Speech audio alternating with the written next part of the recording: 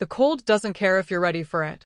Elowen learned that the moment her car went sideways on black ice, the steering wheel spinning uselessly in her numb fingers, the world outside her windshield becoming nothing but white chaos, and the sick lurch of gravity giving up on her.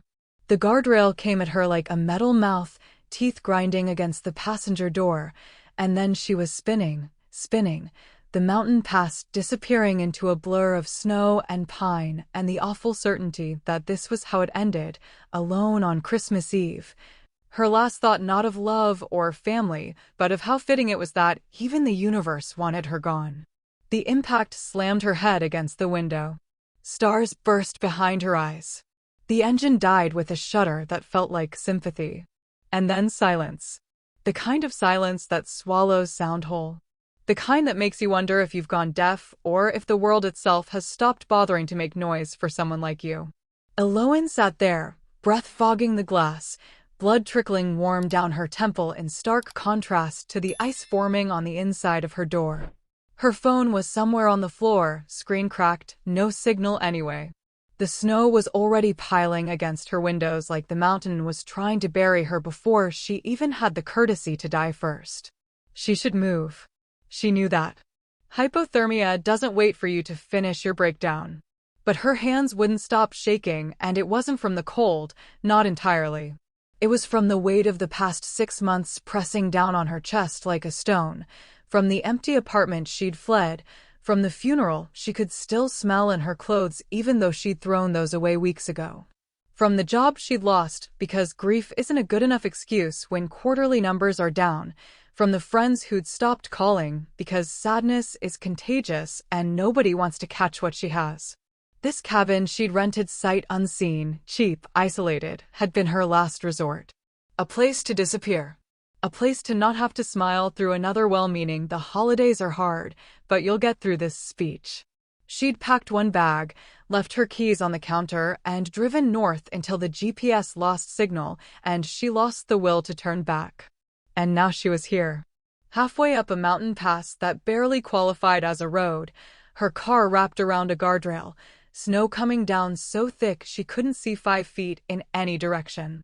The wind screamed against the metal frame, rocking her like a mother who'd rather smother than soothe. She tried the door. Jammed. Tried the other. Frozen shut, or bent, or just done with her. The window was cracked, but not enough to crawl through, and even if it was, crawl where? Into the storm? Into the dark? She'd read enough news stories to know that people died like this, found days later, frozen in their cars, still buckled in, eyes open, phones dead in their hands. Maybe that was better than going back. The thought came unbidden, unwanted, but not untrue. What was waiting for her? An empty cabin with no heat and cheaper wine? Another year of waking up and forgetting for 5 beautiful seconds that everything good was gone, and then remembering, and then wishing she could forget how to wake up at all? Elowen pressed her forehead against the steering wheel and let the tears come. They were hot on her frozen cheeks, and she hated them, hated how they made her feel weak when she'd spent 6 months trying to prove she was strong enough to survive this. But the storm didn't care about her strength. The cold didn't care about her pain. And the mountain. The mountain was going to win. She was reaching for her phone, some desperate instinct to call someone, anyone, even though there was no signal and nobody to call, when the light hit her. Bright. White. Cutting through the snow like a blade. Headlights. Elowen's head snapped up, heart lurching into a rhythm that felt almost like hope, almost like fear. A vehicle was stopped behind her, its engine a low growl that somehow carried through the wind. The driver's door opened. A figure emerged, tall and dark against the halogen glare, moving through the storm like it was nothing, like the wind bent around him instead of through him. He reached her door. Knocked once, a sharp, authoritative sound that made her jump. "Open the window," he shouted over the gale, voice deep and clipped and absolutely certain she would obey. Elowen fumbled with the crank, managed to lower it 3 inches. Snow immediately invaded the gap, stinging her face. "Are you hurt? Not are you okay? Not do you need help?" Just the facts, delivered with the efficiency of someone who doesn't waste words. My head. She touched her temple, fingers coming away red. The door stuck. He didn't ask permission. He gripped the handle and pulled, muscles straining against his black coat, and the door shrieked open like he'd broken its will. Cold air slammed into her, stealing what little warmth she'd been hoarding. "Can you walk?" he asked, already reaching for her seatbelt, unclipping it before she could answer. I don't know you. You'll know hypothermia if you stay here." His hands were on her arms now, firm but not cruel, pulling her out into the storm. "Move. Now." Her legs buckled the moment they hit solid ground. He caught her, one arm around her waist, holding her up like she weighed nothing. This close, she could see his face, sharp angles, dark eyes, a jaw that looked like it had been carved with intent to intimidate. 40, maybe older. The kind of handsome that wasn't soft or kind but brutal and undeniable. The kind that made you think of wolves, not men.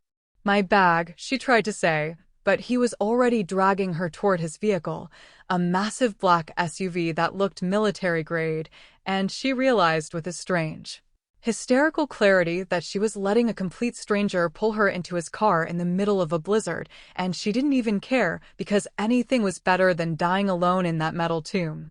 He shoved her into the passenger seat, reached across her to crank the heat to max, and slammed the door. A moment later, he was in the driver's seat, throwing the vehicle into gear, executing a turn that should have been impossible on this road, but somehow wasn't. Where are we going?" Eloin managed, teeth chattering so hard she could barely form words. "Somewhere that isn't here." He didn't look at her, eyes fixed on the road that was barely a suggestion under the snow. "You're bleeding. You need stitches. And you picked the worst possible night to drive this pass." "I didn't pick anything," she shot back, surprising herself with the venom in her voice. "My car slid on ice. I saw." His jaw tightened. "This road's been closed for 2 hours. Didn't you see the signs?" She hadn't.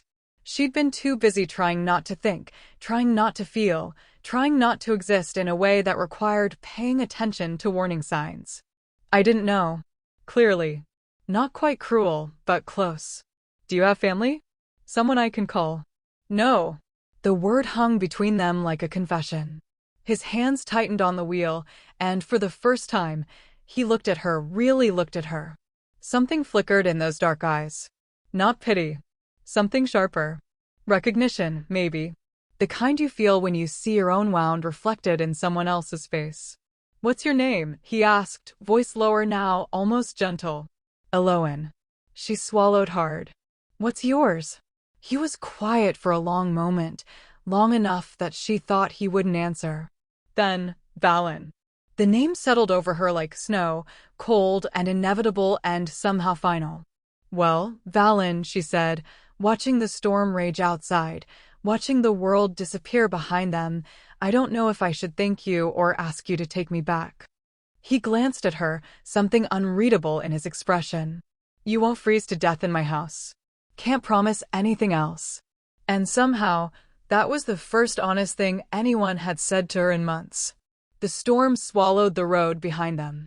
Ahead, through the white chaos, she caught a glimpse of lights, a structure emerging from the mountainside like something out of a fevered dream. All glass and steel and brutal modern lines, more fortress than home. Eloin's chest tightened. She'd wanted to disappear. She'd wanted to vanish into the white nothing and let the world forget she'd ever existed. But this, being rescued by a stranger with wolf eyes and a voice like winter itself, being pulled into the den of someone who looked at her like he could see straight through to the empty, aching center of her. This felt like fate had other plans. If you want to know what happens when two people running from their own ghosts get trapped together in the storm, subscribe to Cindy's Wolfheart stories. Because some rescues are just the beginning of the fall. The house wasn't warm, not in any way that mattered. Valen's home was all cold angles and darker corners, floor-to-ceiling windows that should have offered breathtaking views, but instead only reflected the storm back at them like the mountain was watching, waiting. The floors were polished concrete, the furniture sparse and expensive in that way that screamed money, but whispered loneliness. No Christmas tree. No lights. No hint that anyone actually lived here versus simply existed between the walls. Elowen stood dripping in the entrance, her coat soaked through, her hands still shaking though the heat was pumping through invisible vents. She watched Valen move through the space with the efficiency of someone who knew every corner intimately but loved none of them. He disappeared into what must have been a kitchen, returned with a first aid kit that looked professional grade, the kind you keep when you're used to handling your own emergencies. "Sit," he said, nodding toward a leather couch that probably cost more than her last 3 months of rent. She sat. Not because he told her to, but because her legs were done pretending they could hold her up. The cushions were cold beneath her, and she wondered if anyone had ever sat here before, if this couch had ever known the weight of laughter or lazy Sunday afternoons or anything other than this. Two strangers brought together by a storm neither of them asked for. Valen knelt in front of her, and the movement was so unexpected, so at odds with everything about him, that she forgot to breathe. He was closer now than he'd been in the car, close enough that she could see the silver threading through his dark hair at the temples, the scar that cut through his left eyebrow, the way his jaw worked like he was chewing on words he refused to spit out. "This is going to sting," he said, opening an alcohol pad. "Everything does," she replied, and didn't know why she said it, why she let that slip out to a man she didn't know, whose name she'd learned 10 minutes ago. His hand paused halfway to her temple. His eyes met hers, really met them, and for a second she saw something flicker there. Something raw and recognizable. The look of someone who knew exactly what she meant. Then it was gone, replaced by that cool efficiency, and he was dabbing at her wound with a gentleness that didn't match the hardness of his face. She winced. He didn't apologize, just kept working, fingers steady and sure, like he'd done this before, like maybe he'd stitched up worse things than split skin. "You're lucky," he said, voice low. "Could have been much worse." "I don't feel lucky." The words came out brittle, sharp. "I feel like the universe tried to kill me and you got in the way." "Maybe I did." He applied a butterfly bandage, pressed it down with care that felt almost clinical. "Or maybe the universe doesn't get to decide when you're done. And you do." She didn't mean it to sound like a challenge, but it did. Valen sat back on his heels, studying her with an intensity that made her want to look away. But she didn't. She held his gaze, held her ground, because she'd already lost everything else. What was dignity at this point? "No," he said finally. "But I wasn't going to leave you out there to freeze because it was convenient." "How noble of you." "It wasn't noble." He stood, putting distance between them like proximity was dangerous. "It was practical. I'm not in the habit of stepping over corpses on my own road." The bluntness should have shocked her. Instead, it felt like relief. No pretty words. No false comfort. Just the ugly truth delivered without decoration. "Your road," she repeated, looking around at the architectural severity of the space. "You live here. When I need to disappear." He moved to the windows, stared out at the white nothing beyond the glass. "Which is more often than I'd like." There it was, the crack in the armor. Small, barely visible, but there. Elowen leaned forward, elbows on her knees, studying the hard line of his shoulders. The way he held himself like relaxation was a weakness he couldn't afford. "You're Valen," she said slowly, pieces clicking together. "As in Valen Crow? The CEO who dismantles companies for profit, destroys jobs, plays God with people's livelihoods." He didn't turn around. Yes, that Valen. She'd read about him. Everyone had. The ruthless venture capitalist who bought struggling companies, gutted them, sold the pieces. The man Forbes called the executioner in a profile that was equal parts fear and admiration. The alpha CEO who'd built an empire on knowing exactly when to cut losses and walk away. "Why are you here?" she asked. "In the middle of nowhere. On Christmas Eve." "Same reason you are, I imagine." He finally turned, and the look on his face was so empty it hurt to see. "Running." The words settled between them like a confession neither of them had meant to make. Elowen's throat tightened. She wanted to ask what he was running from, what could possibly scare a man who scared everyone else. But the question died on her tongue because she saw it then, in the stark lines of his face, in the way his hands curled into fists at his sides. He was just as broken as she was. Maybe more. The storm's not letting up, Fallon said, voice carefully neutral again. Roads won't be passable until tomorrow at the earliest. You'll stay here tonight. It wasn't a question. But it wasn't quite a command either. More like a statement of fact, delivered by someone used to people doing what he said because arguing was pointless. I don't want to impose. You already have. He crossed to a hallway, gestured for her to follow. Guest rooms this way. There's clothes in the closet that might fit. Showers through there. I'll make food. You cook. The question slipped out before she could stop it, and she immediately regretted it because it sounded personal, intimate, like she was trying to know him. I survive, he corrected. There's a difference. He showed her to a room that was as impersonal as the rest of the house, gray walls, white bedding, abstract art that probably cost a fortune and meant nothing. The closet held women's clothes, expensive ones, tailored and pristine, and Aloan felt something cold slide down her spine. Whose? She started. No one's. Valen's voice was flat. I keep them for emergencies. You're not the first person I've pulled off that road. But the way he said it, the careful blankness in his tone, told her there was more to the story. Someone specific, maybe. Someone who'd needed those clothes once and never wore them again. Thank you, Aloan said, and meant it despite everything. For this. For not leaving me out there. Valen paused in the doorway, his back to her, shoulders rigid. Don't thank me yet. You don't know me, Aloan. You don't know what I'm capable of. Should I be afraid? He looked back at her then, and what she saw in his face wasn't threat, it was warning. The kind you give when you're trying to protect someone from yourself. You should be cautious, he said quietly. People who get close to me tend to regret it. Then he was gone, pulling the door shut behind him with a soft click that sounded too much like a cell locking. Aloan stood there in the middle of that sterile room, dripping melted snow onto expensive carpet, and wondered what kind of man rescues someone just to warn them away. What kind of man builds a fortress on a mountain and fills it with clothes for ghosts? What kind of man looks at a stranger and sees something worth saving when he clearly doesn't see it in himself? She moved to the window, pressed her palm against the cold glass. The storm raged on, relentless and wild, burying the world in white. Her car was out there somewhere, twisted metal and shattered glass, a monument to how close she'd come to the edge. But she wasn't out there anymore.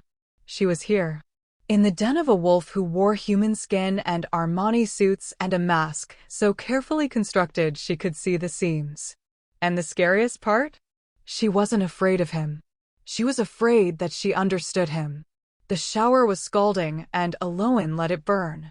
She stood under the spray until her skin turned pink, until the cold finally leached out of her bones, until the water ran clear instead of rust-colored from the blood in her hair.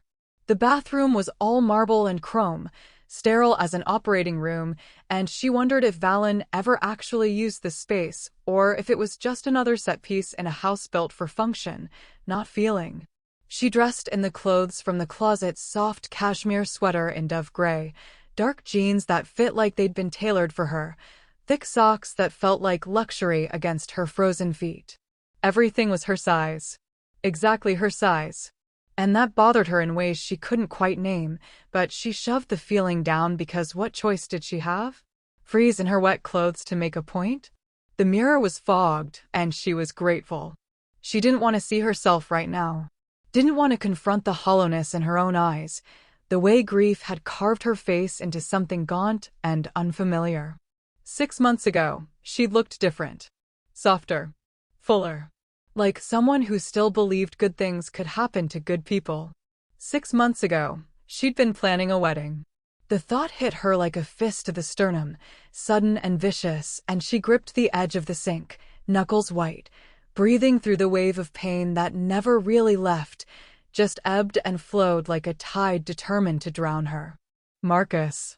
His name was Marcus, and he'd been her everything, her best friend, her partner, the man who'd promised her forever on a beach at sunset with a ring he'd saved 6 months to buy. They'd set the date. Sent the invitations. chosen flowers and cake flavors, and argued playfully over whether to have a DJ or a band.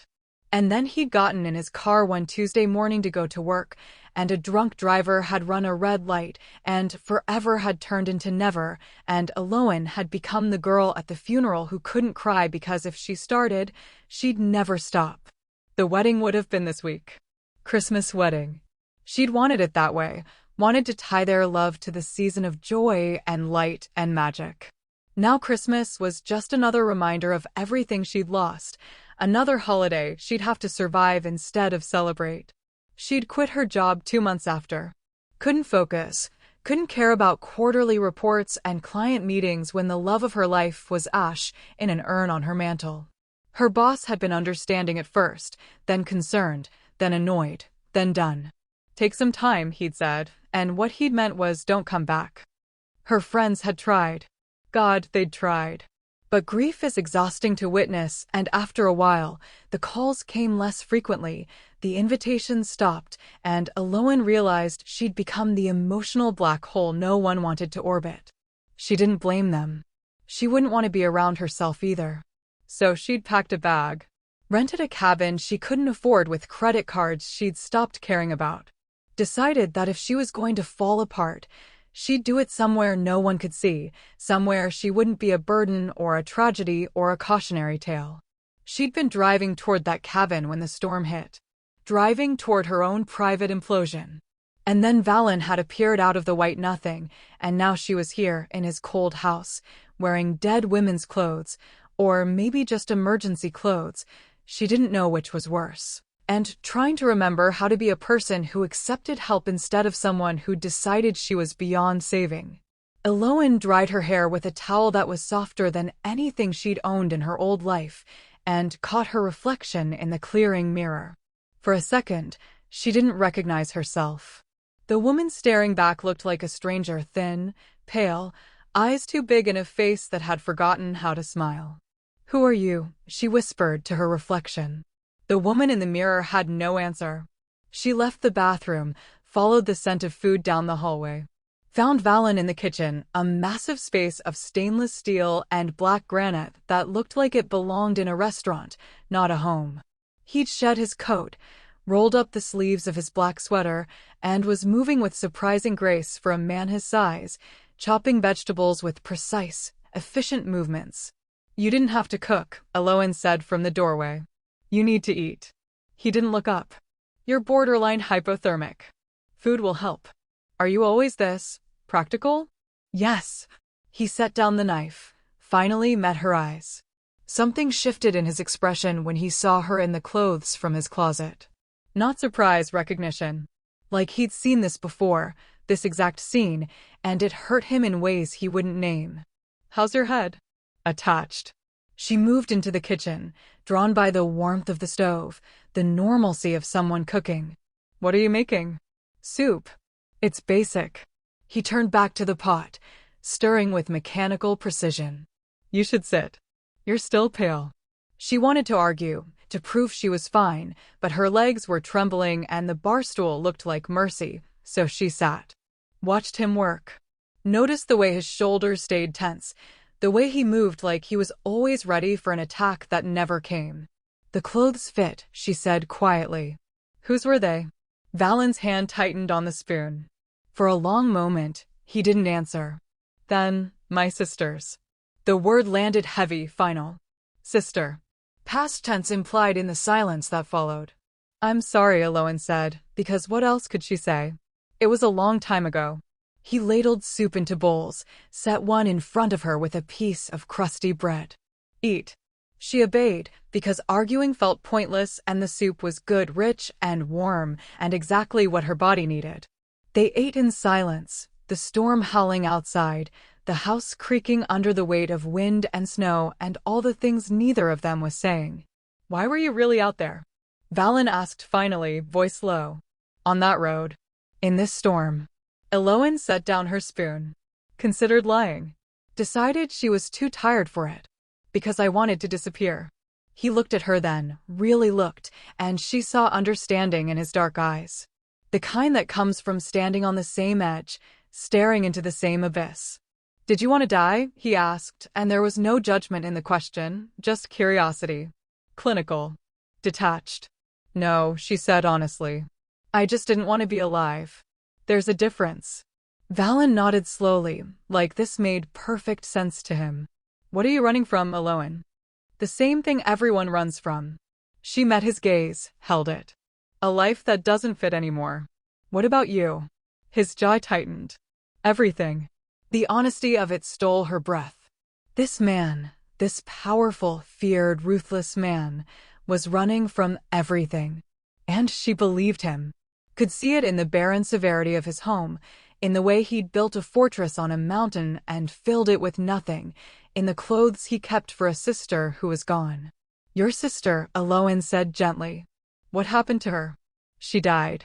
The words were clipped, surgical. Here. In this house. 5 years ago. Christmas Eve. The air left the room. Eloan felt it go, felt the weight of that confession settle over them like the snow outside, heavy and cold and impossible to escape. Valen. She was brilliant, he continued, voice flat in that way that meant he was barely holding himself together. Kind. Everything I'm not. She came here to talk me out of a deal.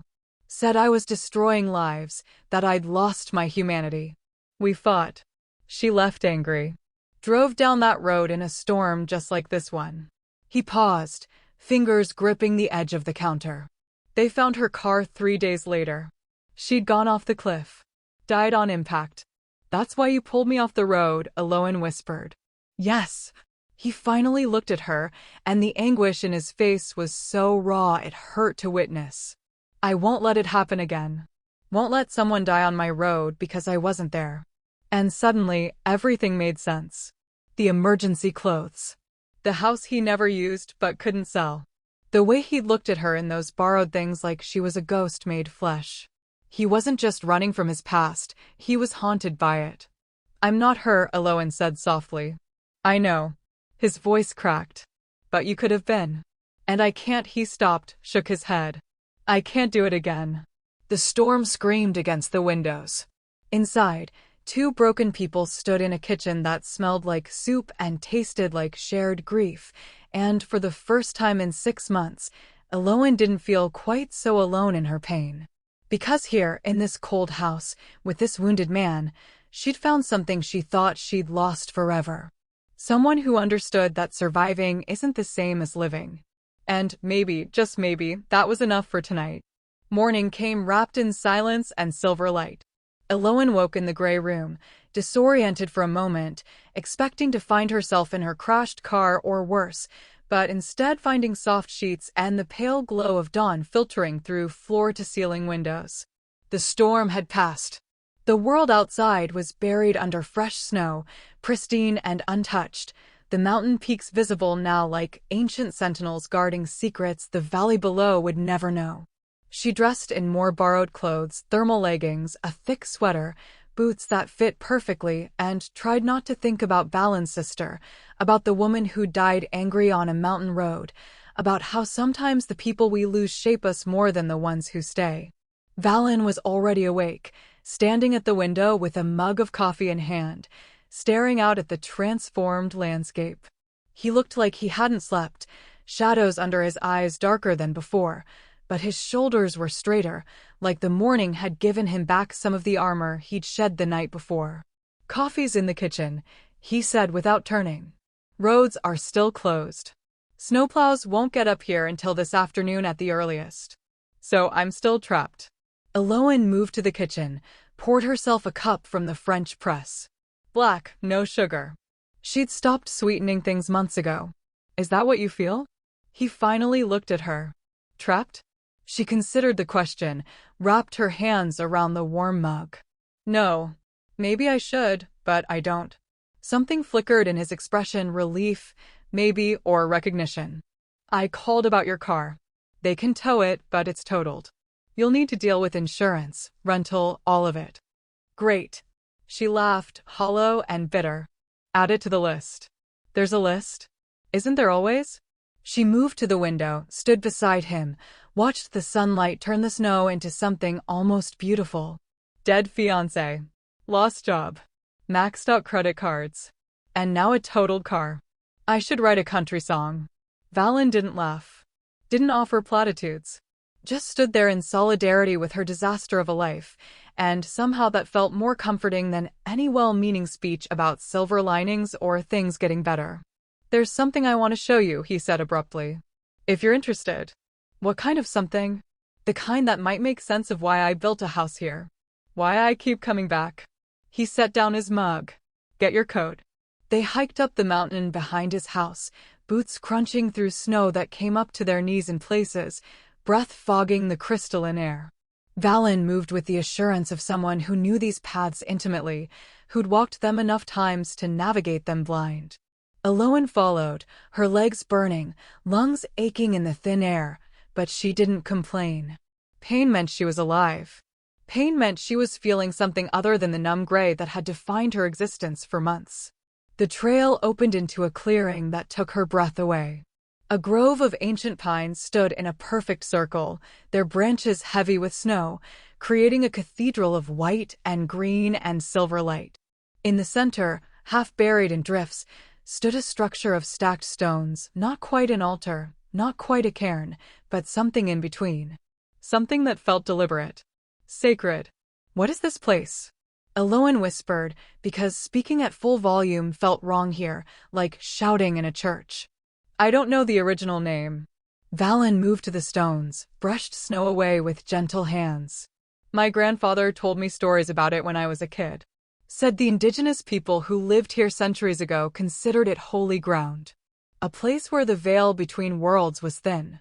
Eloan stepped closer, felt something shift in the air, a charge, a presence, a feeling that they weren't quite alone even though the clearing was empty. The stones were covered in markings, symbols worn smooth by time and weather, but still visible. Spirals and crescents. Animals that might have been wolves or bears. A figure with arms raised to the sky. "He said they believed this place chose people," Valen continued, voice soft. "That some were called here when they were lost. When they needed to find something they didn't know they were looking for." "Do you believe that?" He was quiet for a long moment. "My sister believed it. She came here the day before she died.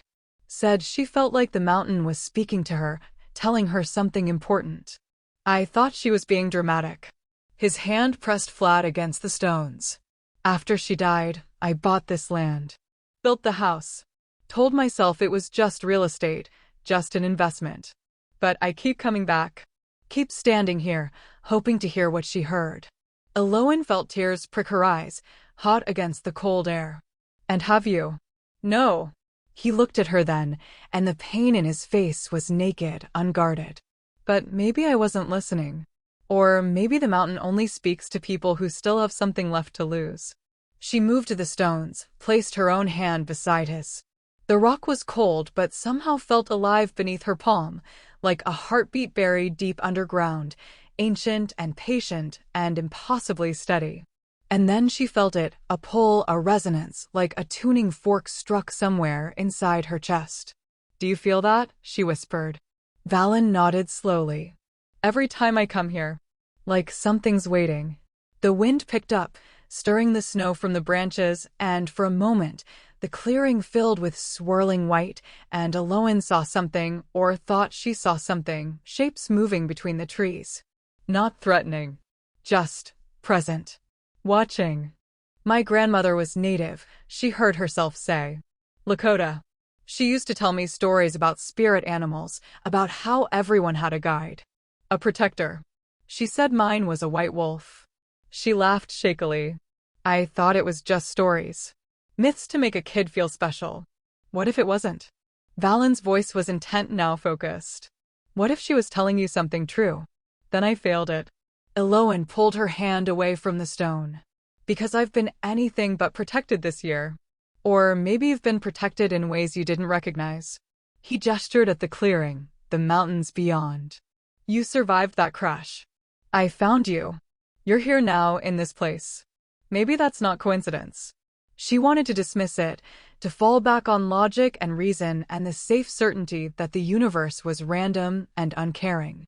But standing here, in this sacred space, With this broken man who was trying so hard to find meaning in his own tragedy, she couldn't quite make herself believe that nothing meant anything. "What did your sister hear?" Eloin asked. "Before she died." "What did the mountain tell her?" Valen's jaw worked. "She said it told her I was in danger. That I'd lost something essential, something I needed to survive. She came to the house to tell me I needed to stop running, stop destroying, stop using work as a weapon against my own heart." His voice broke. "And I told her she was naive, sentimental, that the world didn't work on feelings and hope. And then she died trying to leave." "Yes." The word was barely audible. "And I've spent 5 years wondering if the mountain was warning her about me. If I'm the danger she saw."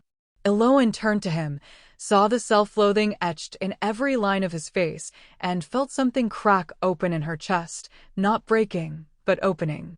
Like a door she'd thought was sealed shut forever suddenly admitting light. "You're not dangerous, Valen," she said firmly. "You're wounded. There's a difference." "Is there?"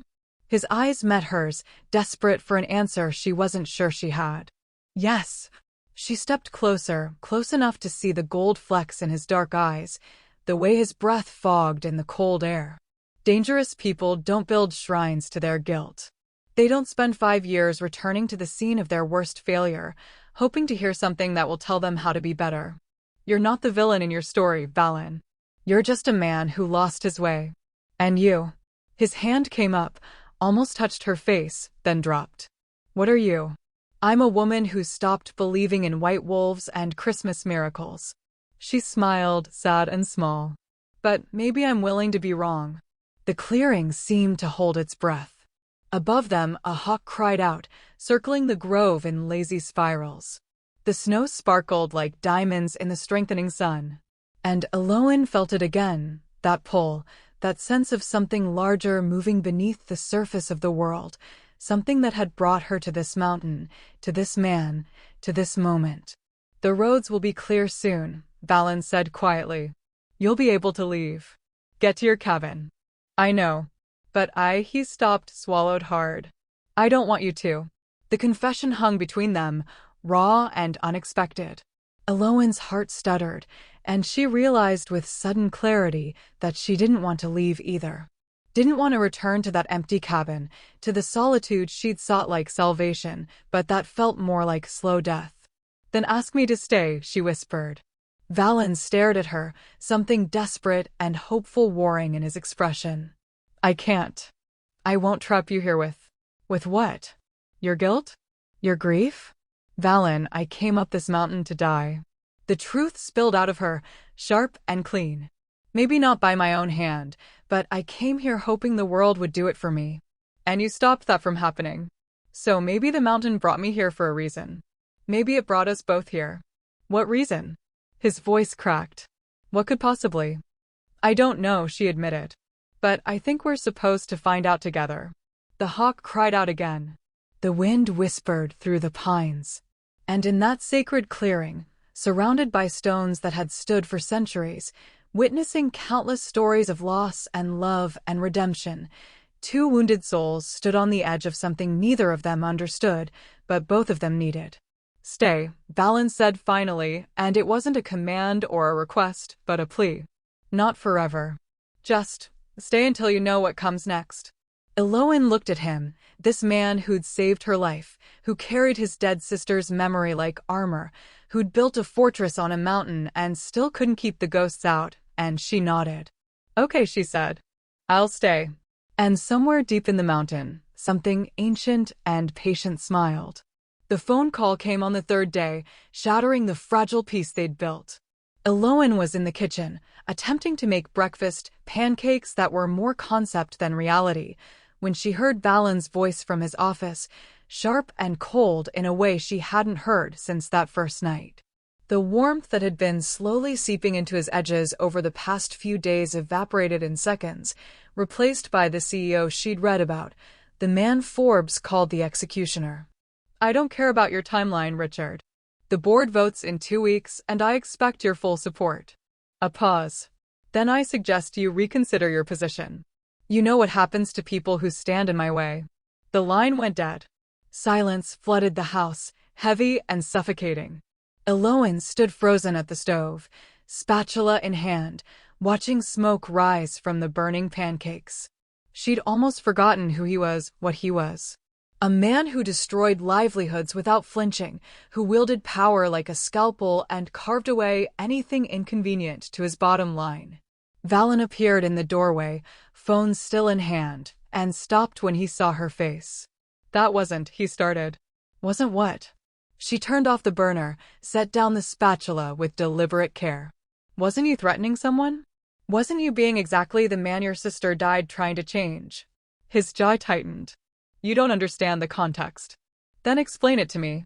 She crossed her arms, felt the anger rising, welcome after days of numbness, days of letting herself soften toward this man who was apparently still the ruthless bastard the world knew him to be.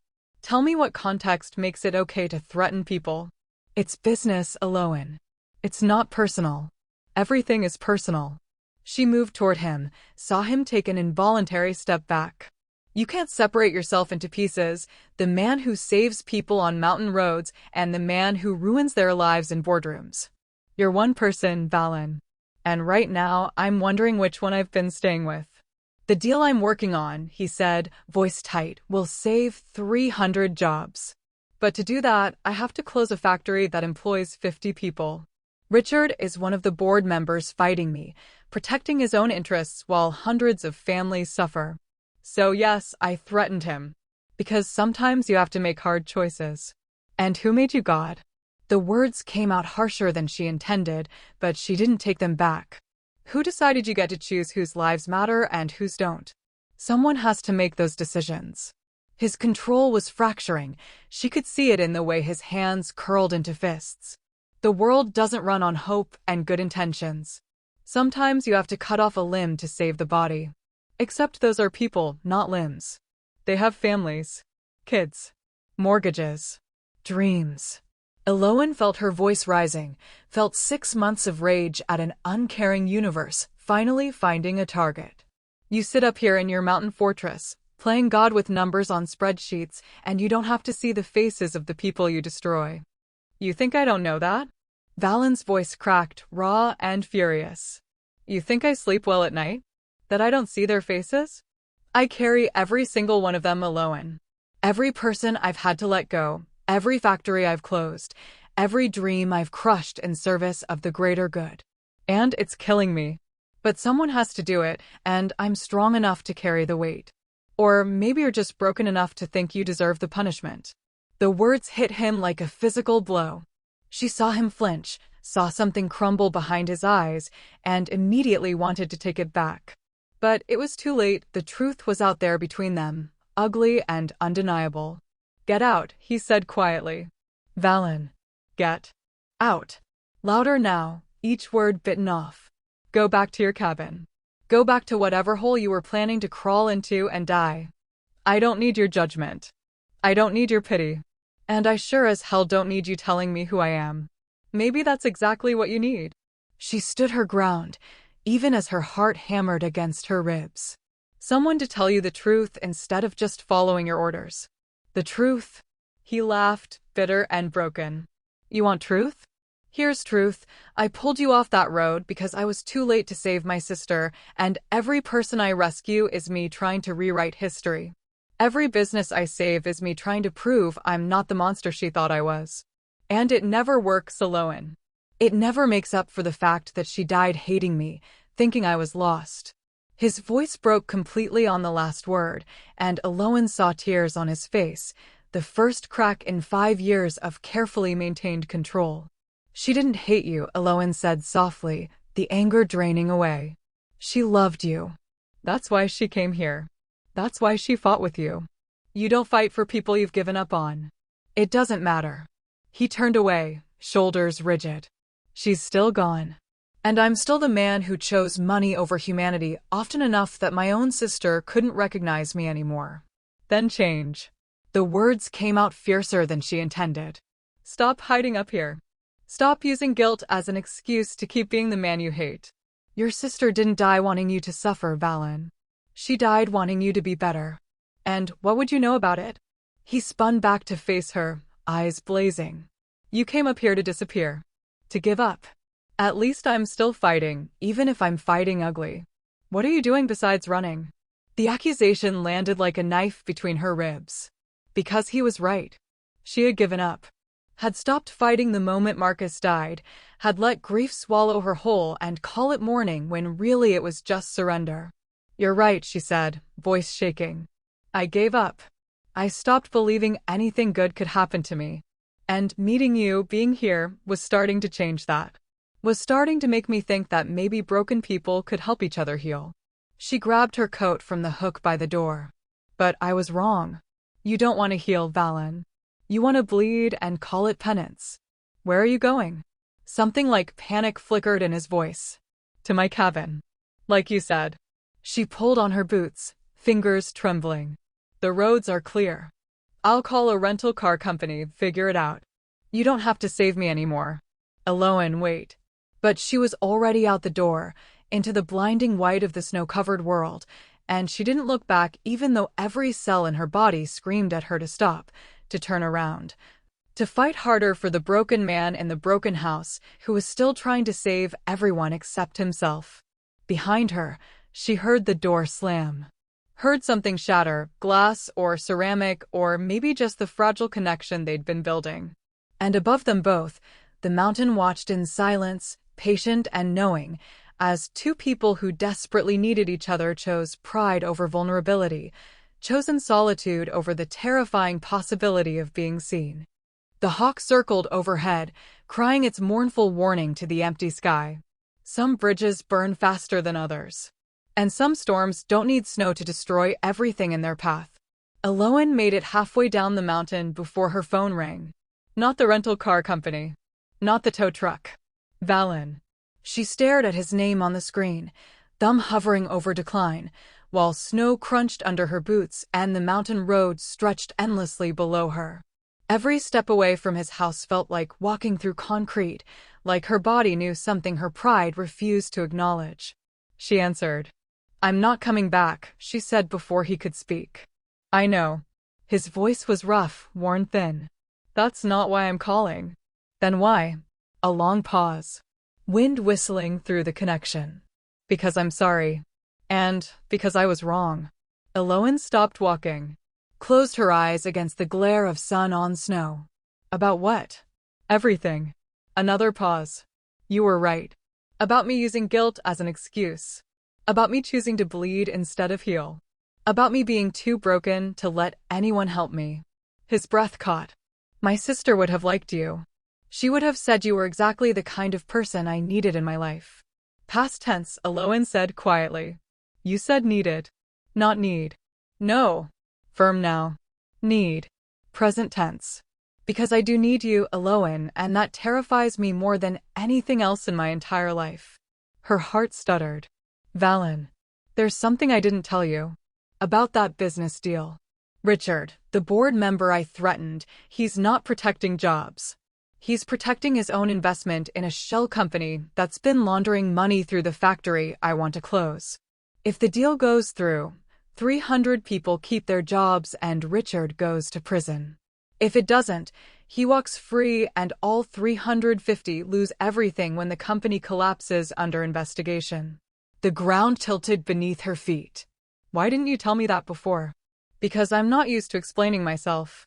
Because for 5 years I've made decisions alone and carried the weight alone and convinced myself that's what strength looks like.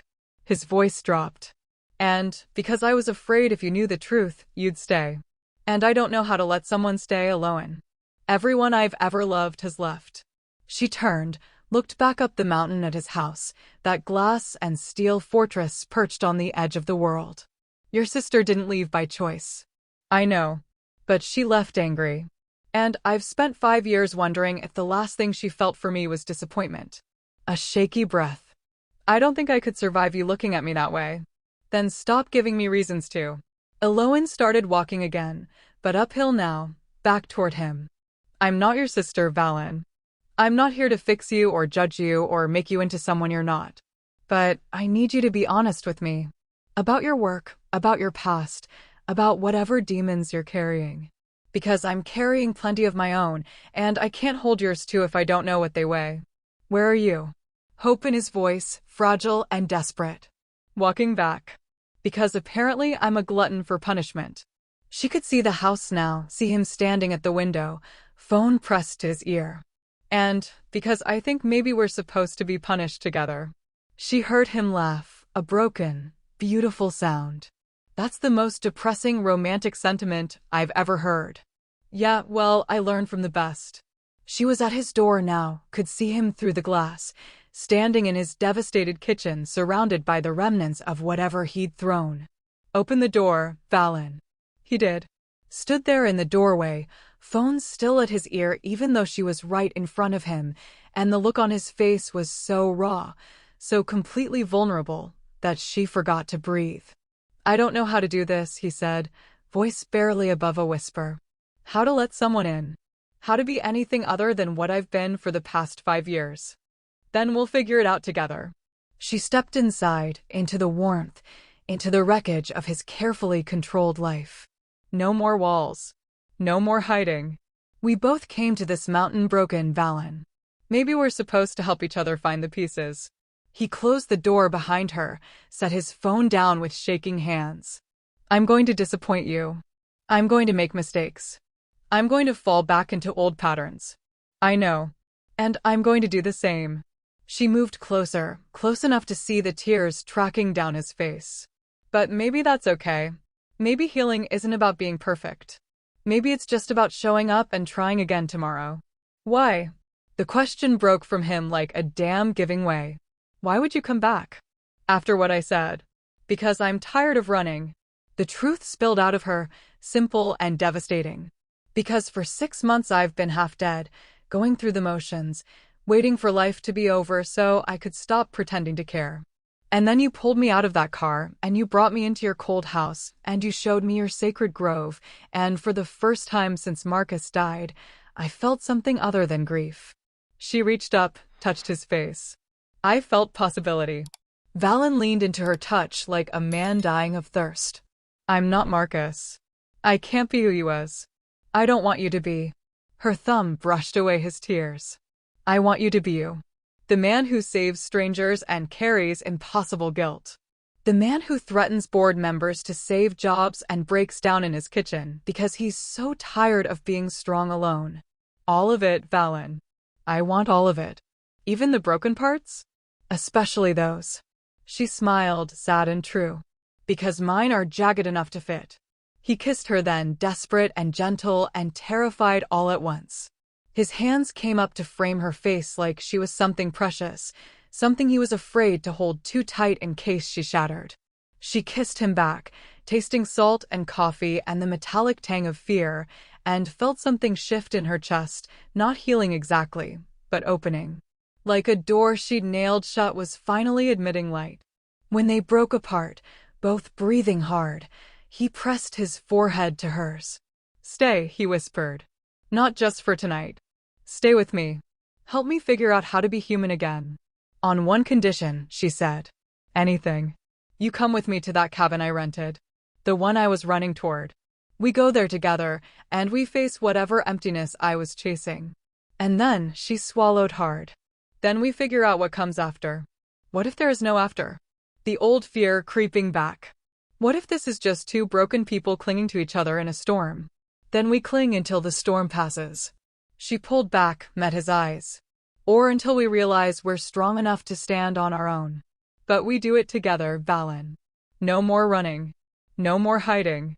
He nodded, some of the tension leaving his shoulders. Together. They stood in his ruined kitchen, surrounded by shattered glass and spilled coffee and the wreckage of 5 years of isolation, and for the first time since his sister died, Valen felt something other than guilt. He felt hope. It was small and fragile and scared of its own shadow. But it was there, flickering in the dark like a candle that refused to die. And maybe, just maybe, that was enough to start with. Outside, the sun was setting, painting the snow gold and pink and purple. The mountains stood silent, patient, eternal, waiting to see if these two wounded souls could find their way back to something resembling whole. The call came on Christmas morning. They'd spent the night at Alohan's cabin, a tiny, drafty place that smelled like old wood and lost dreams, and woken tangled together under thin blankets, sharing warmth and whispered confessions in the pale dawn light. It had felt like a beginning. Like maybe they'd found something worth fighting for in each other. Then Valen's phone shattered the peace. He took the call on the porch, and Alohan watched through the window as his entire body went rigid, watched his face transform from the soft, vulnerable man she'd slept beside into the CEO she'd seen on his worst day. When he came back inside, he was already moving like a man preparing for war. "I have to go back to the city," he said, not quite meeting her eyes. "What happened?" Richard filed an injunction. "The board vote's been moved up. It's happening today. If I don't get there in 3 hours, the deal dies and 300 people lose their jobs." He was pulling on his coat, checking his phone, already halfway gone. "I'll be back tomorrow. Maybe the day after." "Valen." She caught his arm. "It's Christmas." "I know." Finally looked at her, and what she saw in his face made her stomach drop. "But this is bigger than us, Alohan. This is hundreds of families. Or it's you running again." The words came out sharper than she intended. "Using work to avoid staying here, staying present, staying with me." His jaw tightened. "That's not fair. Isn't it?" She moved between him and the door. "We were supposed to face this together. We were supposed to figure out what comes after. And the first real test comes, the first moment when you have to choose between your old life and this, and you're already gone. This isn't a choice." His voice went cold, distant. "People's livelihoods are at stake. So is ours." She felt her voice rising, felt the old abandonment clawing up her throat. "Don't you see? This is exactly what your sister was talking about. You use other people's crises as an excuse to avoid dealing with your own. You're the hero in the boardroom because you can't be the hero in your own life. You don't understand. Then make me understand." She was shouting now, months of grief and fear and desperate hope breaking through. "Tell me why saving strangers is more important than saving yourself. Tell me why you'll fight for 300 people you've never met, but you won't fight for us. Because I know how to do that." The words exploded out of him. "I know how to save companies and restructure debt and make the hard calls that keep people employed. But this," he gestured between them. "I don't know how to do this alone. I don't know how to be what you need. And I'm terrified that if I stay, if I really try, I'll fail. And losing you will hurt worse than losing everyone else combined." The confession hung between them, raw and devastating. "So you're leaving first," she said quietly. "Before I can leave you." "No. I'm going to do my job. And then I'm coming back." "Are you?" She felt tears on her face, hot and angry. "Because from where I'm standing, it looks like you're choosing the safe option. The one where you get to be the hero and keep your distance and never have to risk being vulnerable with another human being. That's not." He stopped, ran a hand through his hair. "I need to go. I'm sorry, but I need to go." "Then go." She stepped aside, opened the door herself. Cold air flooded in, stealing the warmth they'd built. "But don't come back expecting me to be here waiting. I'm done being the person everyone leaves." Something broke in his expression. "Alohan. Marcus didn't choose to leave me. He died. He was ripped away, and I had to learn to live with that absence." Her voice shook. "But you're choosing this, Valen. You're walking out that door because it's easier than staying. And I won't do this again. I won't love someone who's already halfway gone." The word hung between them, love. She hadn't meant to say it. Hadn't meant to name the fragile, terrifying thing growing between them. But it was out there now, impossible to take back. "You don't mean that," he said, voice barely above a whisper. "Don't I?" She laughed, broken and bitter. "I thought maybe we could heal each other. Thought maybe two fractured people could make something whole. But you can't heal someone who won't stop ripping their own wounds open. This isn't about me running. It's exactly about that." She moved to the window, looked out at the mountains that had brought them together. "Your sister was right about you. You've lost something essential. The ability to stay. To fight for something that can't be solved with money or power or ruthless efficiency. And until you find that again, you're going to keep destroying everything good that tries to grow in your life." The words landed like blows. She saw him flinch with each one, saw the truth of them sink in past his defenses. For a moment, she thought he might stay. Might choose her over the board meeting and the deal and the 300 strangers who needed saving. But then his phone buzzed again, and she saw his walls slam back into place. "I have to go," he said, and his voice was the executioner again, cold, controlled, untouchable. "I'm sorry you can't understand that." "I understand perfectly." She turned away, couldn't watch him leave. "You're doing exactly what you've always done. Choosing the greater good over the person standing right in front of you. Your sister tried to make you see it, and you let her drive away angry. I'm trying to make you see it now. How many people have to leave before you realize the problem isn't them?" She heard him move to the door. Heard him pause there, waiting for her to call him back. She didn't. The door closed with a soft click that sounded like an ending. Eloin stood at the window and watched his SUV disappear down the mountain road, watched the snow start to fall again, covering his tracks like the mountain was already working to erase the evidence he'd ever been there at all. Her phone buzzed. A text from him. "I'm coming back. I promise." She didn't respond. Promises from people who kept leaving were just another form of abandonment. She sat on the floor of her empty cabin, surrounded by the nothing she'd come here to find, and wondered if the universe was trying to teach her something or just confirm what she'd always suspected, that she wasn't meant to keep anything good. That every time she reached for hope, it turned to ash in her hands. Outside, the storm intensified. The mountain disappeared behind white curtains of snow.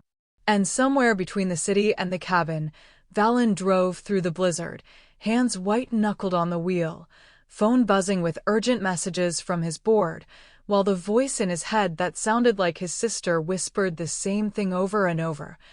"When will you stop choosing everyone else and finally choose yourself?" But the answer, the one he couldn't admit even to himself, was that he didn't know how. Because if he stopped being the man who saved everyone, what would be left? And the terrifying truth was, he was afraid to find out. The board meeting was a massacre. Valen sat at the head of the table in his downtown office, surrounded by men in expensive suits who spoke in corporate euphemisms that meant destroy, dismantle, profit. Richard was there, smug and confident, certain the injunction would hold. The other board members watched with vulture eyes, waiting to see which way the wind would blow so they could position themselves accordingly. And all Valen could think about was Eloin's face when he'd walked out that door. "The injunction stands," Richard said, sliding papers across the table. "The deal is dead, Valen. Time to accept defeat gracefully." Valen looked at the papers. At Richard's satisfied smile. At the future of 300 families hanging in the balance. And he felt something crack open inside him, not breaking, but shattering. Like a dam that had been holding back 5 years of grief and rage and self-loathing finally giving way. "No," he said quietly. Richard blinked. "I'm sorry. I said no." Valen stood, and the room went silent. "You want to know why I do this? Why I gut companies and fire people and make decisions that destroy lives? Because someone has to. Because the world is cruel and unfair, and the only way to survive is to be crueler. To be the knife before you become the wound." He moved to the window, looked out at the city below, all glass and steel and human ambition stacked so high it blocked out the sky. "My sister told me I'd lost something essential. That I'd traded my humanity for power and called it success. And I told her she was naive. That sentiment doesn't pay bills or save jobs or keep companies afloat." Valen, one of the board members, started. "She died hating me for it," he continued, voice steady despite the tears on his face. "Died thinking I was a monster. And maybe she was right. Maybe I am the villain in my own story. But you know what? I'm done with that narrative." He turned back to the table, and the look on his face made several men lean back in their chairs.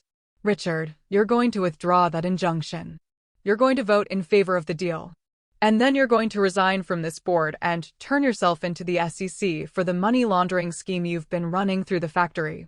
Richard laughed, nervous and sharp. "Or what? You'll threaten me again? We all heard those recordings, Valen. You've got nothing." "No." Valen pulled out his phone, set it on the table. But I have these. Every email you've sent in the past 3 years. Every bank transfer. Every conversation with your partners. I've been documenting your fraud for months, waiting for the right moment to strike. He leaned forward, palms flat on the mahogany. The question is, do you want to negotiate your surrender, or do I hand this evidence to the prosecutor and let them throw the book at you? The room erupted. Richard's face went white. The other board members started talking over each other, calculating their own exposure, their own liability. And Valen felt nothing. No triumph. No satisfaction. Just emptiness where the victory should have been. Because Aloan wasn't there to see it.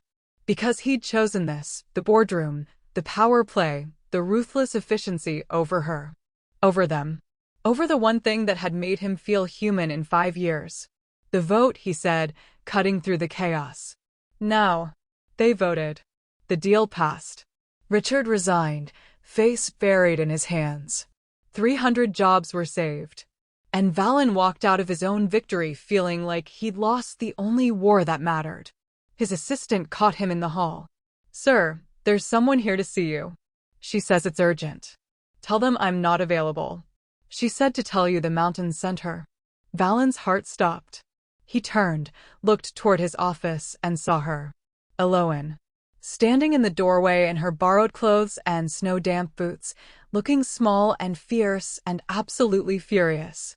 "You came," he said stupidly. "Don't flatter yourself." She crossed her arms. "I came because I remembered something. Something my grandmother told me about white wolves. Aloan. She said they mate for life." Her voice was shaking. "That when they find their person, they don't run.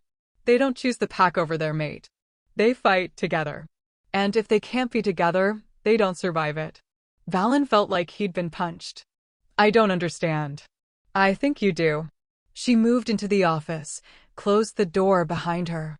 "I think you knew the moment you pulled me out of that car that something was different. That I was different. And it terrified you so badly you've been looking for excuses to run ever since. That's not. Did you win?" She gestured at the door, at the boardroom beyond. "Did you save your 300 people?" "Yes." "Good." She nodded. "Now tell me, was it worth losing me?" The question gutted him. Valen opened his mouth, closed it, felt 5 years of carefully constructed defenses crumbling like sand. "No," he whispered. "Nothing is worth that." "Then why did you leave?" "Not angry now, just sad. Devastated." "Why did you choose them over us?" "Because I know how to save strangers." The confession tore out of him. "I know the playbook. The moves. The strategy. But you loving you, that's improvisation.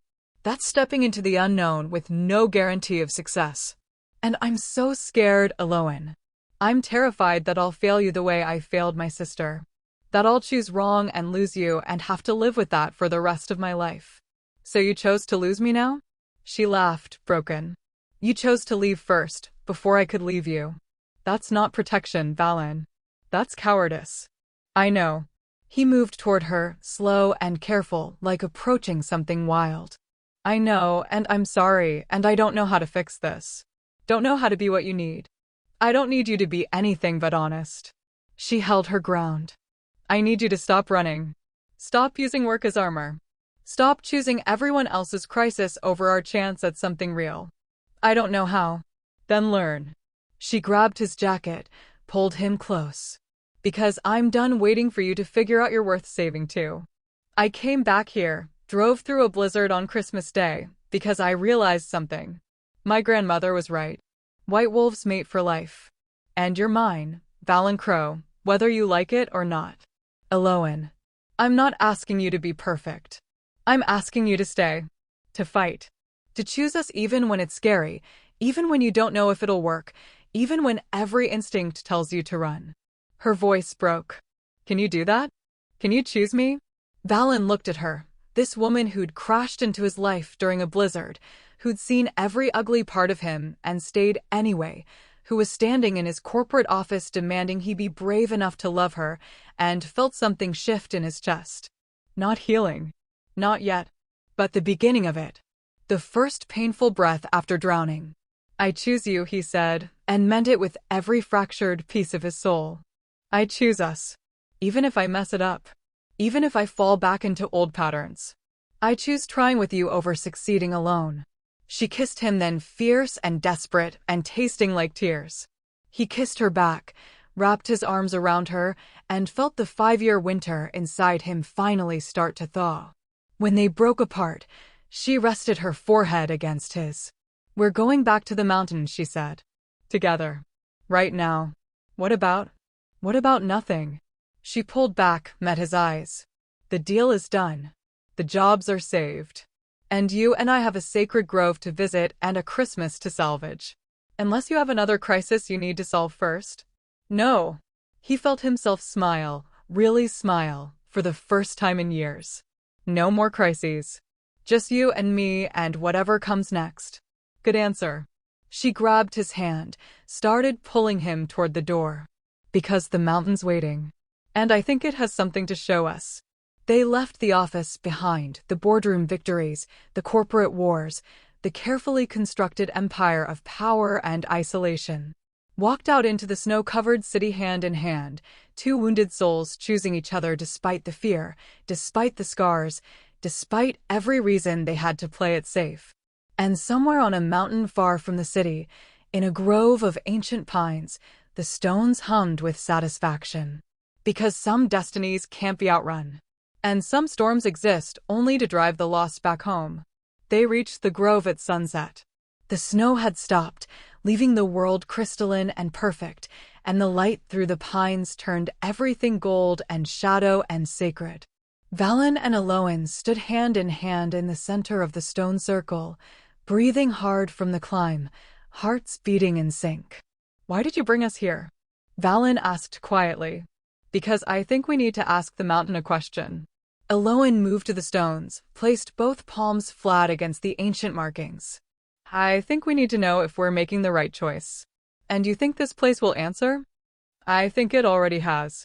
She looked at him over her shoulder. We just need to listen. Valen joined her, pressed his own hands to the stone beside hers. And felt it, that pulse, that resonance, that sense of something vast and patient stirring beneath the surface of the world. The air shimmered.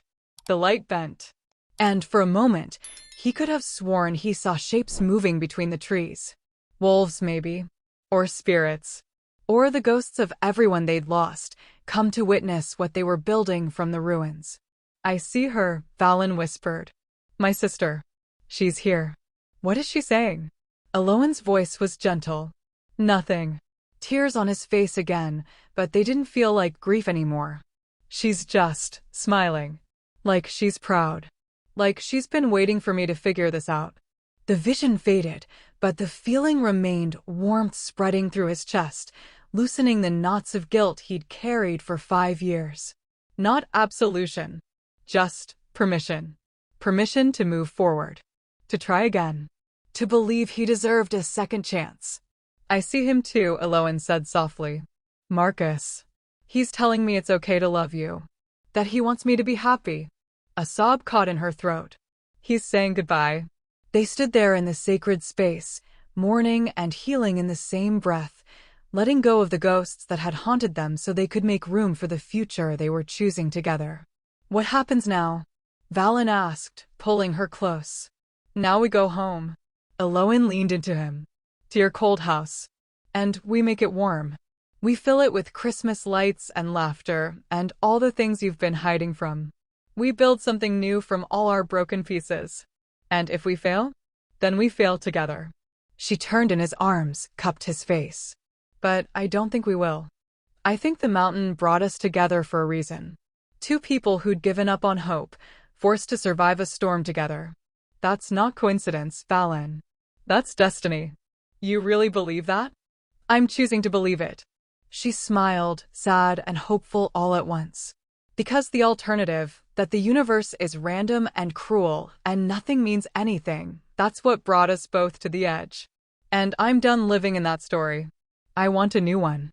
One where broken people can heal. Where love is worth the risk. Where Christmas miracles exist even for those of us who stopped believing in them. Valen kissed her forehead, her cheeks, her lips. Then let's write that story together. They walked down the mountain as darkness fell, the stars emerging one by one overhead, the path lit by moonlight on snow. Behind them, the grove stood silent, the stones keeping their ancient secrets, the wolves real or spirit, it didn't matter, singing somewhere in the distance. And on the horizon, in the house that had been a fortress and was becoming a home, lights flickered on. Waiting. Welcoming. So here's the question the mountain asks, the one it whispers to every lost soul who finds their way to that sacred grove. Would you choose to stay? Would you fight for love even when every instinct screams at you to run? Would you believe that two people who came to a mountain to die could instead learn how to live? Eloin and Valen did. They chose each other over safety. Chose vulnerability over armor. Chose to build something beautiful from the wreckage of their separate griefs. But the mountain's still waiting. Still watching. Still calling to those who need to hear its ancient wisdom. Sometimes the storm that breaks you is the same storm that brings you home. Sometimes the person who saves you is the one who's just as lost as you are. Sometimes the only way to heal is to stop running and let yourself be seen, scars and all. And sometimes, just sometimes, Christmas miracles exist for those brave enough to believe they deserve one. If this story lit something inside you, if you felt the weight of their grief and the fragile hope of their healing, then subscribe to Cindy's Wolfheart Stories. Because here, we don't tell fairy tales. We tell truth wrapped in magic. We tell stories about people who are broken and beautiful and brave enough to love anyway. We tell tales that burn. And maybe, just maybe, one of them will be exactly what you need to hear. The mountain is waiting. The wolves are singing. And your story, whatever it is, deserves to be told. So come back. Subscribe. Let us walk with you through whatever storm you're facing. Because nobody should have to weather the cold alone.